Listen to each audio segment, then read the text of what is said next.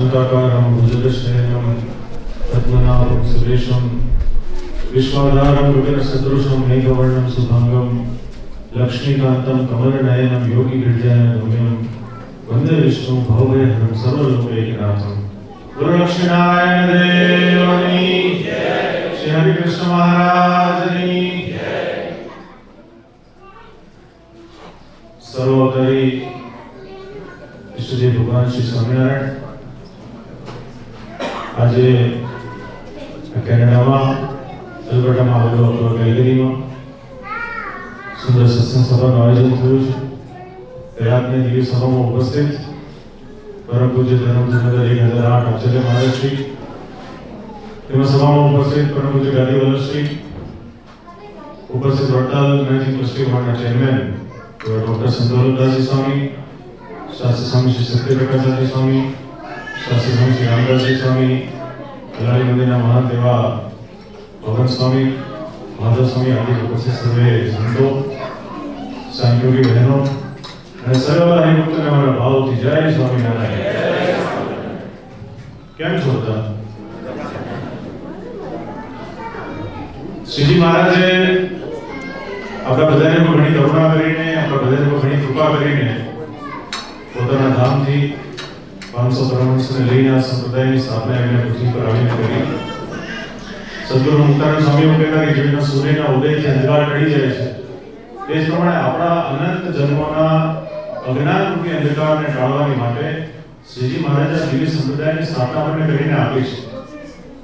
પોતાના સમકાલીન સમયમાં શ્રીજી મહારાજે 6 મોટા મંદિરના નિર્માણ કાર્ય કર્યા।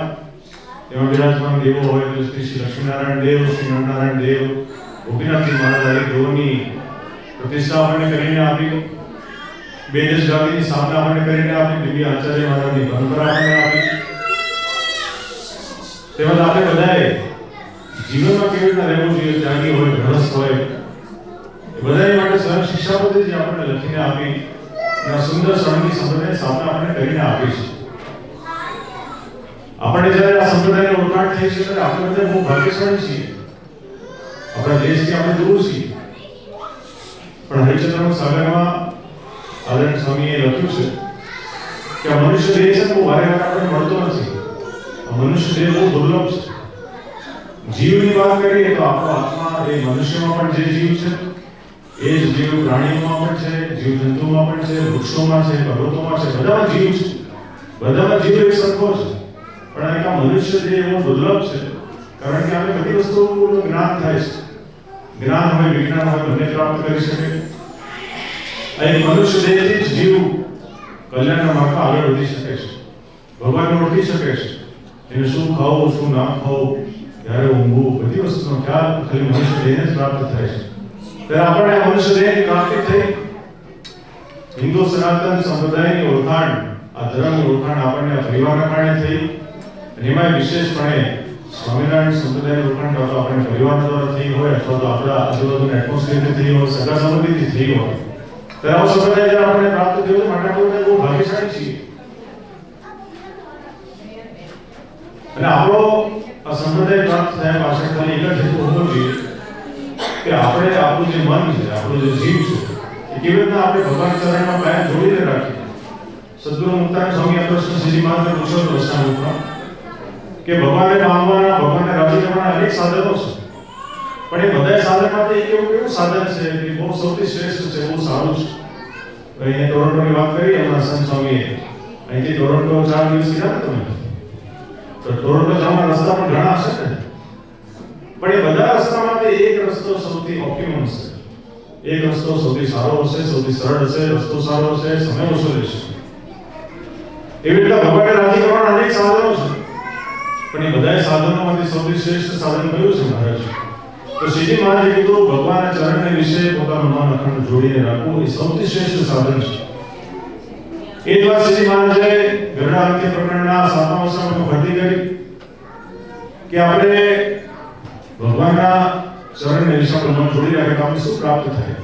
તો ત્યાં બહુ સરસ એક ઉદાહરણ આપ્યો છે કે જે વજ્રની ખીલી હોય, વજ્ર એટલે આયરન, લોખંડ, લોખંડની ખીલી હોય, એ લોખંડની પૃથ્વીમાં આપણે છોડી હોય, વેલ્ડિંગ કરી હોય, પછી કદી ઉખડે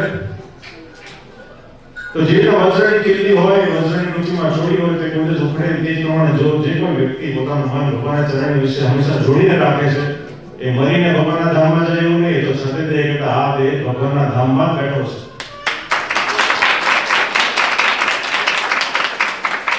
આપણો મહિમા ભગવાનના ચરણનો છે, ભગવાનની પ્રાપ્તિનો છે. એ જ વાત મર્યાદા પુરુષોત્તમ રામચંદ્રજી ભગવાને પણ રામાયણ કીધી છે કે સર્વદેવ બ્રહ્મણાય તવાસ્મીતિ યાચતે ભયં સર્વભૂતેભ્યો દદામિ તદુત્તમમ. કે બધી વસ્તુનો ત્યાગ કરીને મારા શરણે જે આવે છે હું તમામ પ્રકારે એની રક્ષા કરું છું, એનું અભયવચન આપું છું.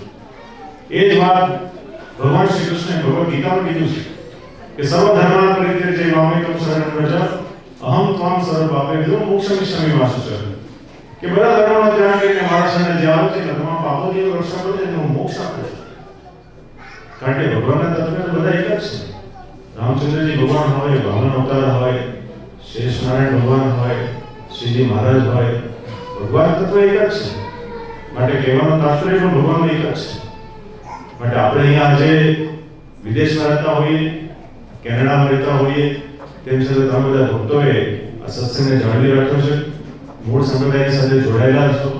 શ્રીજી મહારાજે આપણને આજ્ઞા આપી કે તમારા ભક્તો છો, માટે આપ સર્વે ભક્તોને ખૂબ ખૂબ ધન્યવાદ છે.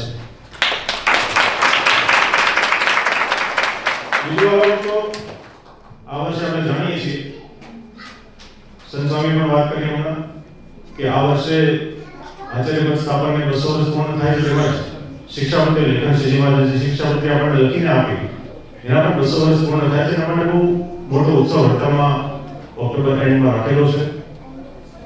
શ્રીજી મહારાજે શિક્ષાપત્રી આપણા માટે લખી, 212 શ્લોકની જે શિક્ષાપત્રી છે એ આપણે જીવનમાં કેવી રીતે વર્તવું એના માટે આપણા માટે લખી છે. અને આ ખાસ કરીને આચાર્ય પદની જો વાત કરીએ તો આપણા બધાના ધર્મની રક્ષા કરવા માટે શ્રીજી મહારાજે આચાર્ય પદની સ્થાપના માટે કરીને આપી છે. 129 શ્લોકમાં શ્રીજી મહારાજે કીધું કે મદાશ્રિતાનાં સર્વેષાં ધર્મ રક્ષણ હેતુ, કે મારા જેટલા આશ્રિત ભક્તો છે બધાના ધર્મની રક્ષા કરવા માટે આ પદની અમે સ્થાપના કરીને આપી છે. ગુરુત્વે સ્થાપિતાભ્યામ ચ તાભ્યામ દીક્ષા મુમુક્ષો, કે આ તમારા બધાના ગુરુત્વ વિશે આ પદની સ્થાપના અમે કરીને આપી છે અને એના થકી જ દીક્ષા પ્રાપ્ત થાય. આપણે સંપ્રદાયમાં દીક્ષા વર્ડ એટલે ઘણો આપણે કન્ફ્યુઝન થાય કે દીક્ષા ખાલી સંતોને હોય, પણ શ્રીજી મહારાજે દીક્ષાની જે વાત કરી એમાં બે દીક્ષા છે, સામાન્ય દીક્ષા અને ભગવતી દીક્ષા. સામાન્ય દીક્ષા એટલે ગ્રહસ્થોની દીક્ષા, જેને કે આપણે ગુરુ મંત્ર. તો આચાર્ય મહારાજના દ્વારા પુરુષ ભક્તોને ગુરુ મંત્રની પ્રાપ્તિ થાય અને બહેનો ભક્તોને ગાંધી મહારાજના દ્વારા ગુરુ મંત્રની પ્રાપ્તિ થાય. આને કહેવાય સામાન્ય દીક્ષા. અને ભગવતી દીક્ષા એટલે કે સંતો જે ત્યાગ ના માર્ગમાં આગળ વધવા માંગતા હોય, ગૃહસ્થાશ્રમનો ત્યાગ કરીને જ્યારે સંત બનવા માંગતા હોય ત્યારે જે દીક્ષાની પ્રાપ્તિ કરે એને ભગવતી દીક્ષા કહેવામાં આવે છે. આ બંને દીક્ષાની પ્રાપ્તિ આચાર્ય પદથી જ પ્રાપ્ત થાય છે. અને બીજો મુખ્ય એમને કાર્ય સોંપવામાં આવ્યું આચાર્ય પદને કે જે કોઈ મંદિરમાં ભગવાન શ્રી કૃષ્ણની પ્રતિમા હોય અથવા તો તમારે પૂજામાં જે પ્રતિમા રાખવાની હોય ભગવાનની, એ આચાર્ય મહારાજના દ્વારા વસાવી થયેલી પ્રતિમા હોય એ આપણે રાખવા યોગ્ય છે. માટે આ મુખ્ય કાર્યો આચાર્ય પદના એની સાથે સંલગ્ન કર્યા શ્રીજી મહારાજે.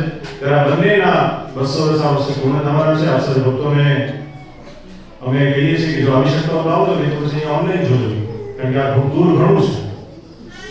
વિશેષ બાબતો તો અહીંયા આવીને બહુ આનંદ છે. આપણે એલોરા કેલગરી સાથે ખાતે પહેલી વાર આવવાનું અનુરોધ થયું છે. બહુ આનંદ છે આપ સર્વ ભક્તોને મળીને. ભગવાન ચરણમાં પ્રાર્થના કરીએ કે આ સત્સંગ આપણો ધીરે વૃદ્ધિને પામે.